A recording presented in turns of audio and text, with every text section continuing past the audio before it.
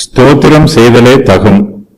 மேலும் பரிசுத்தவான்களுக்கு ஏற்றபடி வேசித்தனமும் மற்றெந்த அசுத்தமும் பொருளாசையும் ஆகிய இவைகளின் பேர் முதலாய் உங்களுக்குள்ளே சொல்லப்படவும் கூடாது.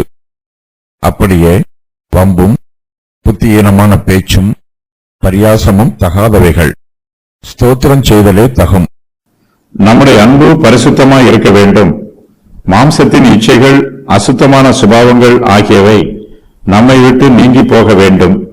அன்பிலே நடக்கிற நம்மிடத்தில் வேசித்தனமும் மற்ற எந்த அசுத்தமும் காணப்படக்கூடாது. இந்த பாவங்கள் துணிகரமானவை. இவை நம்மை தேவனிடத்தில் இருந்து பிரித்துவிடும். இவற்றின் விளைவு மிகவும் பயங்கரமாக இருக்கும். ஆகையினால் இவைகளின் பெயர் முதலாய் நமக்குள்ளே சொல்லப்படக்கூடாது. பாவங்களின் பெயர்களை நம்முடைய நாவினால் உச்சரிக்கவும் கூடாது. பாவத்தின் கிரியைகளை பவுல் எச்சரிக்கிறார். பாவங்களை விட்டு நாம் விலகி ஜீவிக்க வேண்டும். பாவத்தை ஏனோ தானோ என்று எளிதாக எடுத்துக்கொள்ளக் கூடாது. அவற்றிற்கு விரோதமாக மிகுந்த எச்சரிப்போடு ஜீவிக்க வேண்டும். நம்முடைய ஜீவியத்தில் வேசித்தனமோ அசுத்தமோ பொருளாசையோ காணப்படக்கூடாது.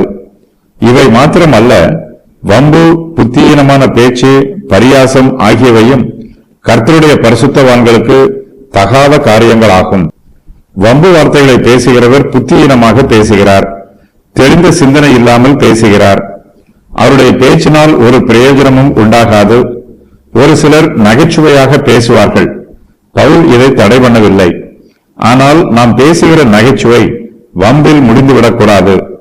யாருக்கும் பாதிப்பில்லாமல் நகைச்சுவையாக பேசலாம்.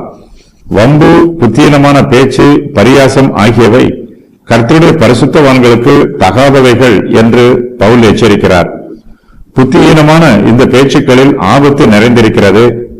இவை நம்முடைய ஆவிக்குரிய ஜீவியத்திற்கு சாட்சி சொல்லாது.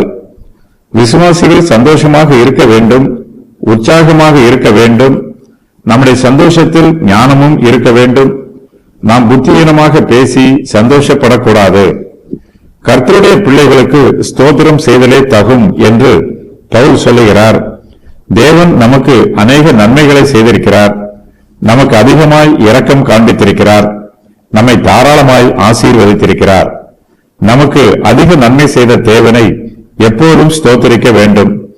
கர்த்தரை துதிப்பதில் நாம் சந்தோஷப்பட வேண்டும். கர்த்தரை துதிக்கிற துதியே விசுவாசிகளுக்கு பேரானந்தமாக இருக்க வேண்டும். தேவன் நமக்கு செய்த ஒவ்வொரு நன்மைகளையும் நினைத்து நாம் கர்த்தரை நன்றியோடு துதிக்க வேண்டும். அவர் நமக்கு வாக்கு பண்ணி இருக்கிற வாக்குத்தத்தங்களை நினைவு கூர்ந்து அவரை புகழ வேண்டும். கர்த்தரை துதிப்பதே விசுவாசியினுடைய இருதயத்தில் மெய்யான சந்தோஷத்தை தரும். நம்முடைய நேரத்தை எல்லாம் கர்த்தரை ஸ்தோத்திரம் பண்ணுவதற்கு செலவு பண்ணும்போது வம்பு, புத்தியீனமான பேச்சு, பரியாசம் ஆகியவற்றை பேசுவதற்கு நமக்கு நேரம் இருக்காது. பரிசுத்தவான்களுக்கு தடை பண்ணப்பட்டிருக்கும் காரியங்கள்: வேசித்தனம், அசுத்தம், பொருளாசை, வம்பு, புத்தியீனமான பேச்சு, பரியாசம்.